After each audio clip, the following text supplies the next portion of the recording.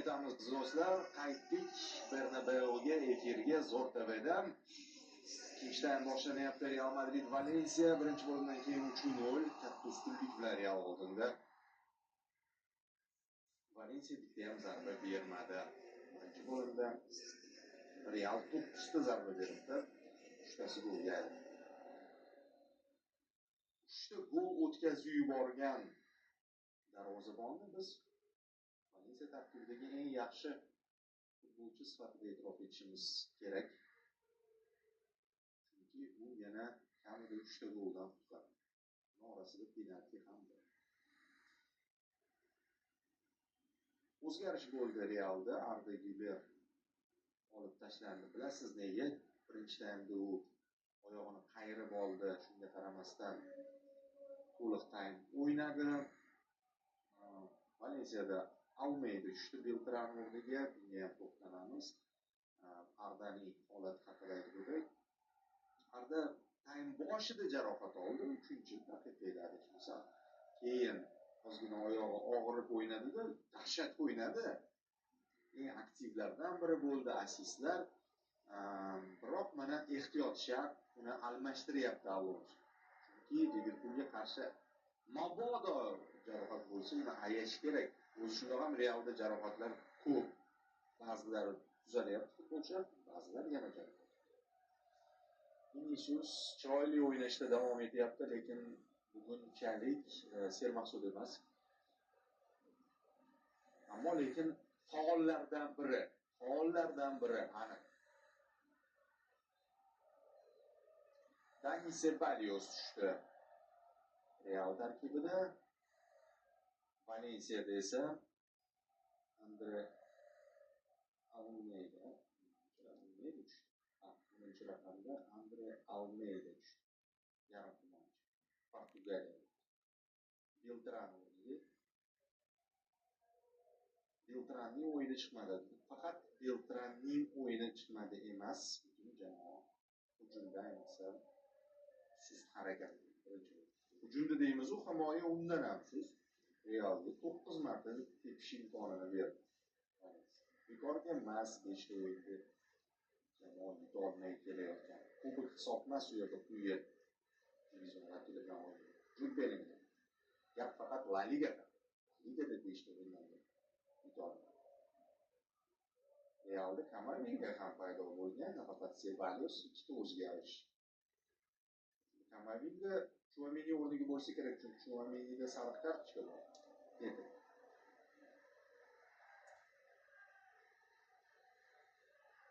Chouameni o'rniga Eduardo Camavinga 2 ta o'zgarish.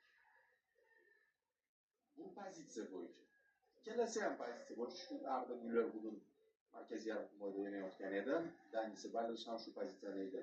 Chouameni taym zonasida edi, Camavinga ham taym zonasida edi. Vinicius jarohat olgan bo'lishi mumkin. Chunki u to'pni uzatib bergan payt himoyachi u bilan to'qnashib ketdi. Tashqarida o'tiribdi Vini.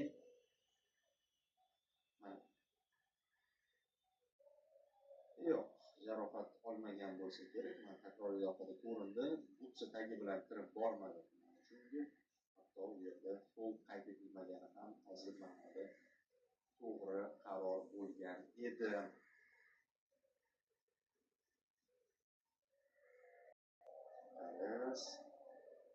Mbappe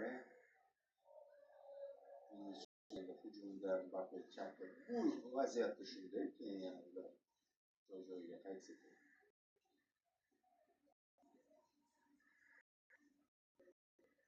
Qarab turing, agar Mbappe tinchlikni ursa,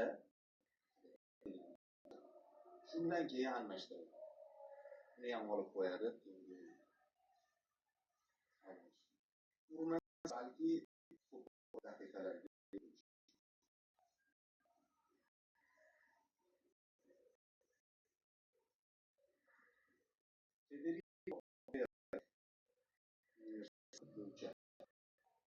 universal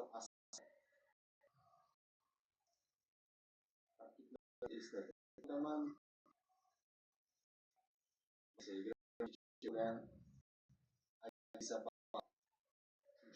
Samuel 5 zarba Federico 14 Luisga Doha hamda Diego Santa Maria Arno Grillet 5 Lucas Berta edi. Uning o'rniga o'yinchilarda Almeida Almeida Real Thibaut Courtois 1 Eder Militao 3 Federico Valverde 8 ajoyib pas.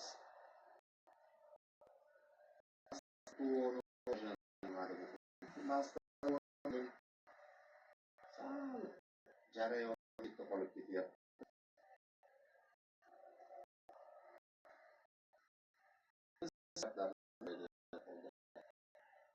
18 24 House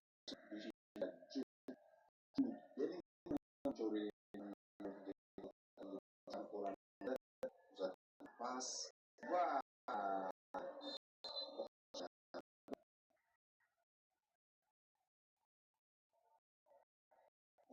Arda Güler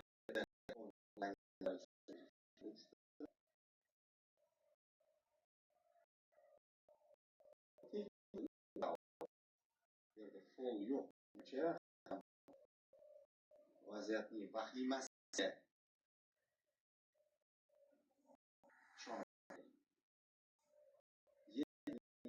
son 30 Fransa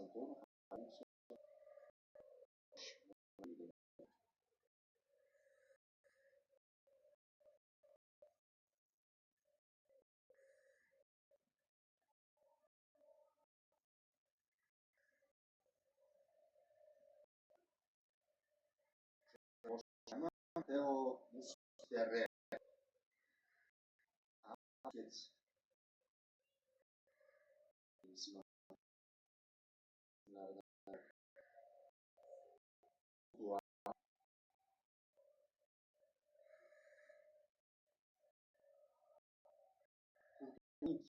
umuman changimagan bugun bilmadi.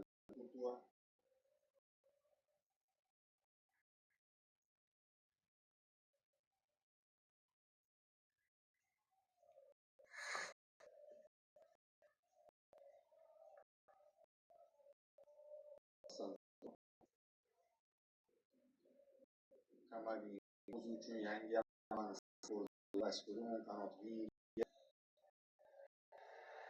ozgina namoyish etdi.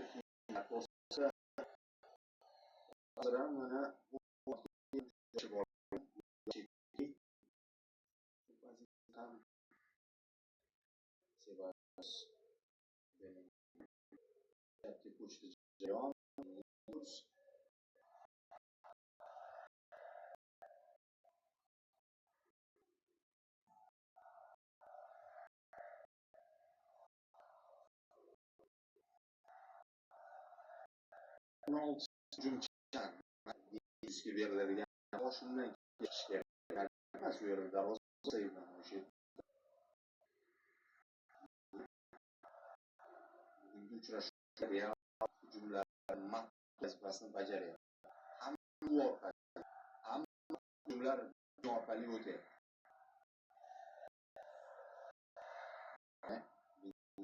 Bu yerda xato qildi. Turgan joy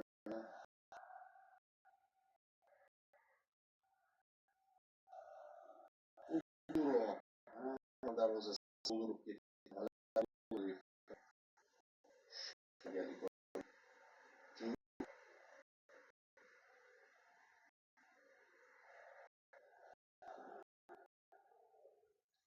Yiqilib juda pas berishga ulgurdi.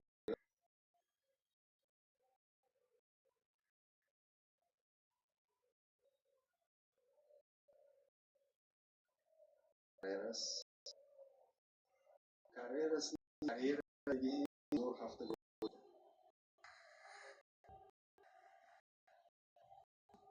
o'zgarish va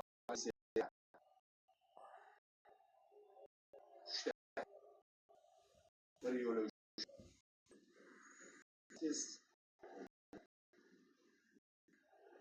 hamda